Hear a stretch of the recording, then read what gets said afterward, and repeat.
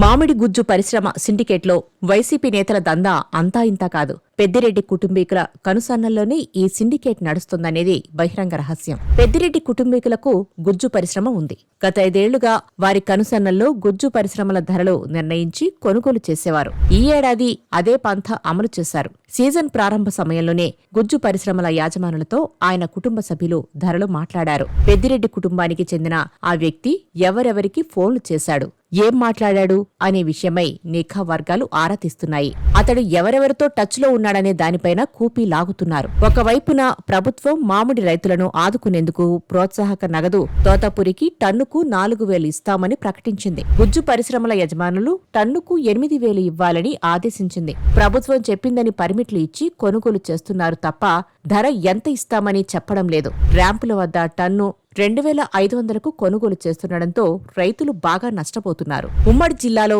అసలేం జరుగుతుందో నిఘా వర్గ అధికారులు రహస్యంగా ప్రభుత్వానికి నివేదించాయని తెలుస్తోంది. సీజన్ మొదట్లో టన్ను 20,000 పలికిన తోతాపురి పరిశ్రమలు తెరిచే నాటికి ఒక్కసారిగా తగ్గడం వెనుక పెద్దిరెడ్డి మనుషులే ఉన్నారని తెలుస్తోంది. తిరుపతి జిల్లా రామచంద్రపురం మండలంలో గిట్టుబాటు ధర రావడం లేదని ఏళ్ల తరబడి పెంచిన మామిడి తోటను నరికేశాడు. పిఎల్ఆర్ ఫుడ్స్, సిజిఆర్ ఫుడ్స్ ద్వారా రైతుల్ని నిండా ముంచిన వైసీపీ నేతలు ఈ నెల 9వ తేదీన బంగారుపాలెంలో జగన్ పర్యటనకు ఎక్కడా లేని హడావుడి చేయడం విమర్శలు పాలవుతోంది.